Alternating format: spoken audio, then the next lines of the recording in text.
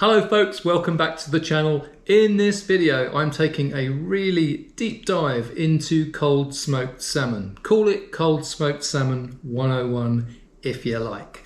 It consists of 5 parts, right from prepping the fish all the way through the curing process to slicing and presenting on gold silver boards after it's been cold smoked, of course. Let me know what you think of the video. Leave some comments in the comments section and don't forget, give us a big thumbs up and I will catch you at the end. Hope you enjoy it.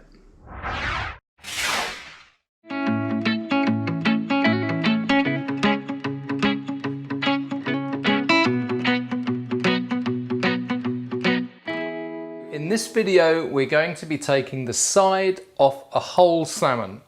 Once we've got the side off the salmon, we're going to be taking out the rib bones, the pin bones, and then we're going to trim the salmon in preparation for salting. Right, so first things first, lift up the fin and we're going to go straight through with a knife just behind the gills and remove the head. And this can be a little bit tricky. You've got another fin on the board underneath the head, and cutting through that can sometimes be a bit problematic, as I'm demonstrating quite well there. Right, so that's ready. Next step is to take the side off, and we do this by putting the knife just on top of the spine, keeping it nice and flat, making sure we don't cut the belly as we go down, and keeping it nice and flat along the blade, using a saw motion as we go, and then keeping the hand flat on top of where the knife's going, and there we go. The side comes off just as easy as that. So I've frozen the frame here because obviously there's another side to take off, and all you do is you flip over the remaining part of the fish and do exactly the same procedure as you did to remove the first side, and all you're left with then is a spine with a bit of flesh on it and a tail. Now you can use a spoon to take off any flesh that's left on the spine, and you can use that in a salmon mousse, which is really nice. So there's no real need to throw anything away here. Moving on to removing the rib bones. The knife needs to be placed behind the bones and angled up slightly towards the bones so that you don't dig too deeply into the flesh. It's fine to take a few goes at this, and it does take a bit of practice, but make sure that you take all the rib bones out, moving the knife right down, and in doing so taking off a portion of the belly too. You can see here the knife is now removing not just the rib bones but a nice chunk of belly. Keep that. Roast belly is absolutely delightful. And now all we're going to do is just trim up the side of this fillet. I'm going to use the knife and just lightly touch the surface of the flesh. This just removes some of the excess scales and also a little bit of the fat that sits on the surface, and you can see that coming off on the tissue there.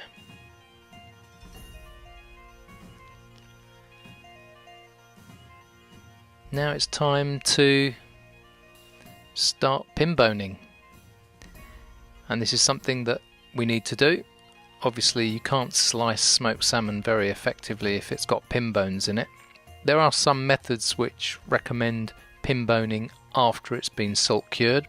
One of the advantages of that is that when you do salt the side, the flesh will shrink a little bit, and they say it's easier to take the pin bones out.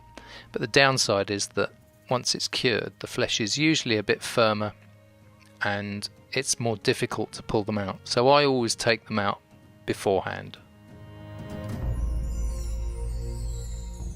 So now all we're going to do is dress this side, and we're going to do that by just taking off some of those scales that we find on the top with the blade of the knife, and then we're just dressing it around the side, removing any excess skin that's going to make the salmon look unsightly. And this is really just a cosmetic exercise, you don't have to remove it, but with some of the farmed salmon especially, you get little bits of fat on the edge. It's always good to remove that. And there we are. That's your salmon ready to go. We are now ready to salt this salmon.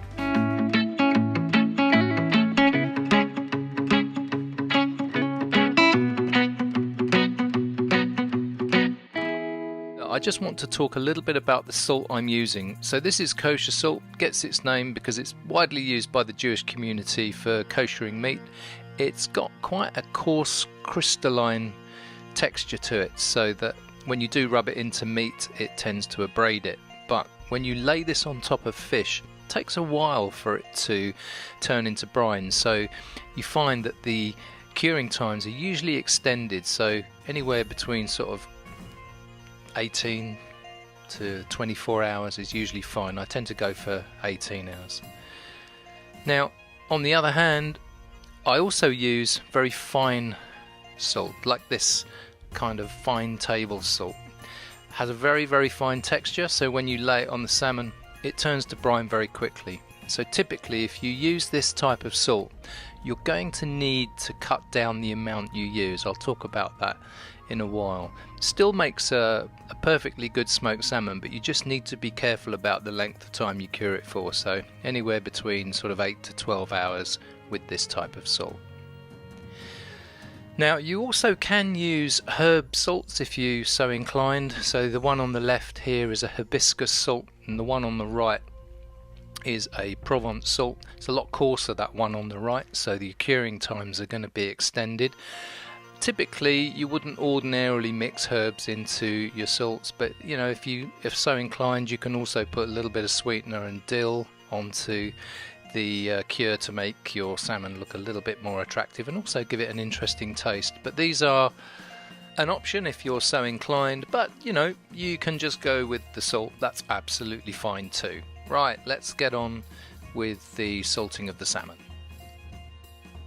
Right, we're ready to lay some salt down into this tray for the salmon to sit on, and we'll pop the salt onto there. We're using kosher salt, which is quite coarse. It takes some time to cure and break down into a brine, so it allows for a nice long curing period. And we're going to lay a very thin layer on top of it, no more than about 4 to 5% by weight, but it's going to sit on top nice and evenly, just like you see here. You can see here a side that I've salted on a previous occasion, and I've used very fine table salt here, and it's completely turned to brine. You can see a little film of the salt on top of the salmon, and it's really soaked in. You have to be very careful when you do this using this type of salt, because it actually can make your salmon very, very salty. So the idea behind it is to use a very small amount, maybe no more than 3%, 2 to 3%. But I want to draw your attention also to the fact that there is a pool of brine in the bottom of the tray. If you look towards the bottom of the picture, you can see that quite clearly. And this little sort of moat around the edge of the tray is a very useful thing to have, and it allows that brine that runs off to escape away from the fillet so that it doesn't tend to over cure it. Also, when you pull it out the fridge, you notice quite quickly that you've been curing, because there's usually about a quarter of a cupful of that brine ready to throw away. Well, that's it. That's salted now. We're going to pop this open into the fridge for 12 to 18 hours for it to cure, and then we'll come back to it and check it out later.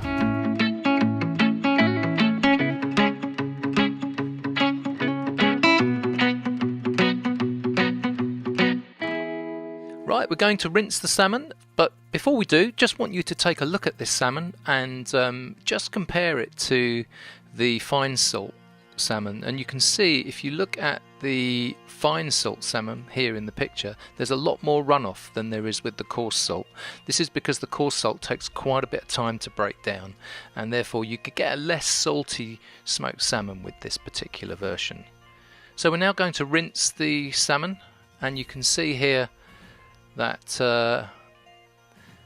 We're using a cold running tap, and an interesting thing about the salmon is that I'm going to freeze the frame here just for a second. Look at the texture. Now that salmon's not flopping over my hand, and if that was a fresh salmon it would do, which indicates that it's cured really nicely. A lot of the moisture's been taken out. So we're just rinsing the salt off the tray. That's all nice and clean, salt free, and over to the bench. And we're going to lay some paper towel down on this wire rack. I like using a wire rack, especially when I'm drying the salmon, because that allows the air to get to it from all sides. You don't lose much moisture through the skin of a salmon. It's pretty impermeable, but it's force of habit really. This is how I do it. So we're just going to pat this dry.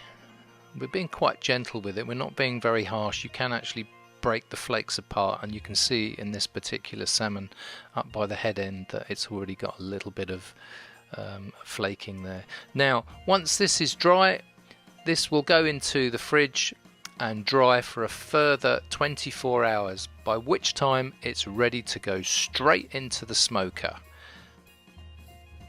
So this is now going to dry for 24 hours in the fridge. This drying process is actually quite important. One thing this does, it gives the opportunity for the fish to surface dry a little, forming a pellicle.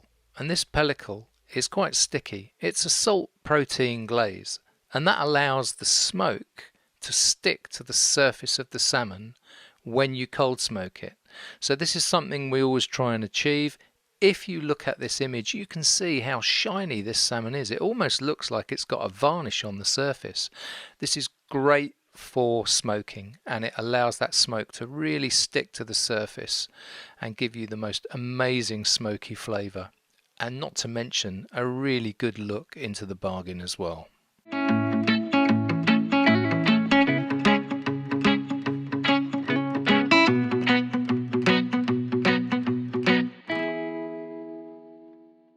Right, I'm going to be using my stacker smoker in this particular example. Now, if you're interested in this particular smoker, you can make it using the plans off my website. I'll leave a link for those in the description. In this instance, I'm going to be using it in the configuration where it's just got one lift. I'm going to be using the Artisan cold smoke generator here, and I'm filling it with a mixture of beech and oak dust.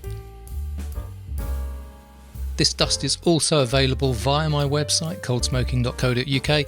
Again, there's a link in the description.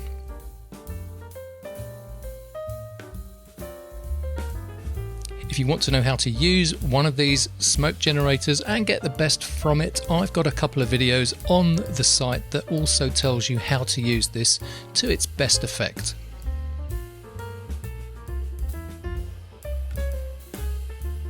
This is now ready to go into the cold smoker, and I'm placing it in the burn tray area.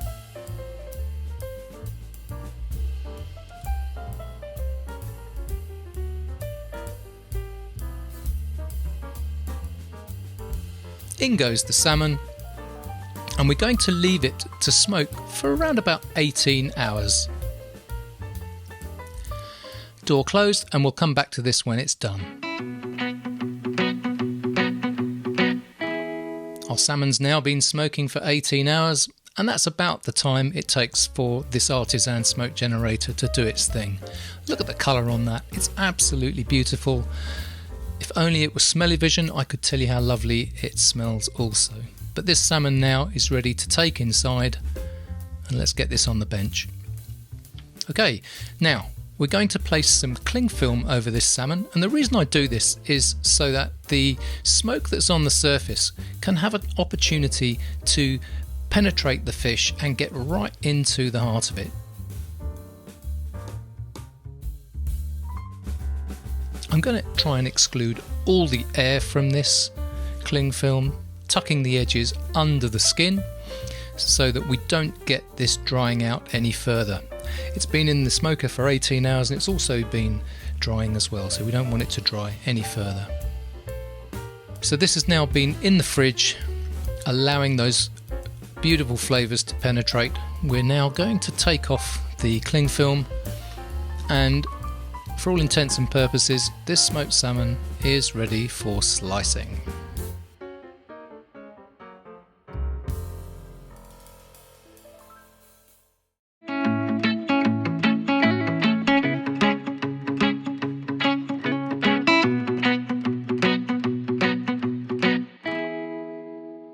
Okay, we're now ready to slice this smoked salmon, and I'm going to be using a D slice, and this is where you start from the head of the salmon, or you start at the tail of the salmon, slicing towards the tail, taking 1 or 2 millimeter thick slices.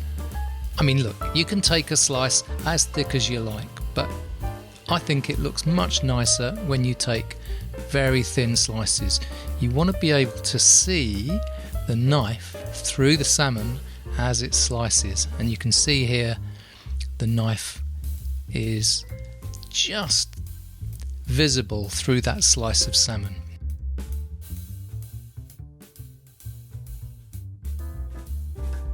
If we take a closer look, you can see the slices I'm taking are only about 1 to 2 millimeters thick. You can go thicker if you wish, it's personal preference really here, but as I'm getting to the skin, I'm just tilting the knife up so that I detach the salmon from the skin.